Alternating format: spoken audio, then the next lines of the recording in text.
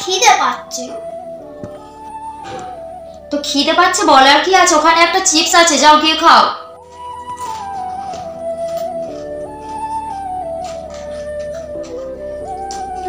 এটা চিপসটাও ভালো লাগছে না, তারপরে মাকে বললাম যে চিপস দাও।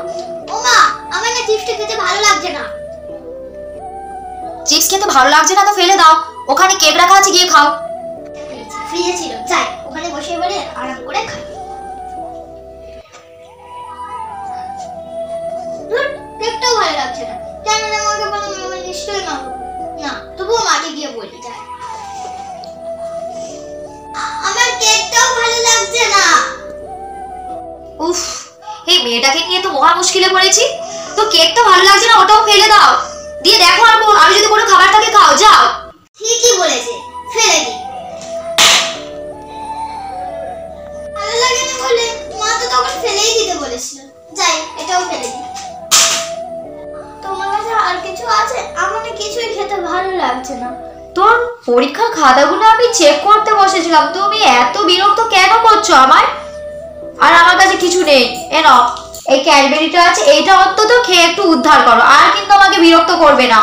আর কোনো খাবার নেই আমার কাছে, যাও চলে যাও পাশের ঘরে যাও।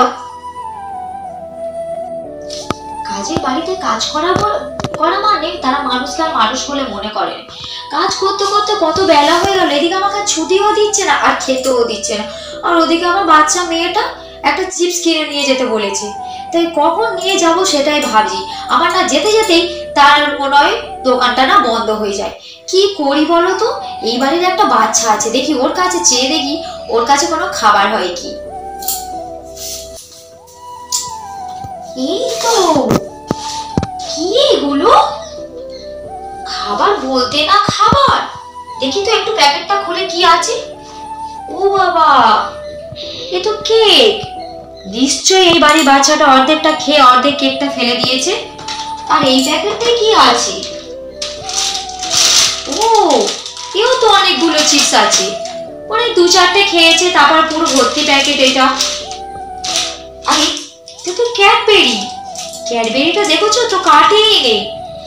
বড়লোকদের সব বড় বড় ব্যাপার, খাবার খাবেও না অথচ উল্টে নষ্ট করবে। তা যেতে যেতে তো অনেকটা সময় লাগবে, আমি বরং আমার মেয়ের জন্য খাবারগুলো নিয়ে নিই। আর এগুলো তো কেউ খাবেই না, ডাস্টবিনে ফেলে দেবে, তার থেকে বরং আমার বাচ্চা খাবে। আমি এগুলো ঘরে নিয়ে যাই, এগুলো নিয়ে গেলে আমার মেয়ে খুব খুশি হবে।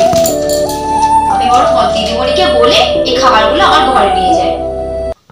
আজকের ভিডিওটা থেকে এটাই বোঝাতে চাইলাম যে বাচ্চাকে ছোট থেকেই শিক্ষা দেওয়া হোক যাতে তার প্রয়োজন মতো খাবারটা খায়, আর বাড়তি খাবারটা যেন নষ্ট না করে। কে বলতে পারে বলুন তো যে একটা বাচ্চার অবশিষ্ট খাবারটা অন্য কারোর বাচ্চার মুখের খাবার হয়ে যাবে। তো যদি ভিডিওটা ভালো লেগে থাকে লাইক কমেন্ট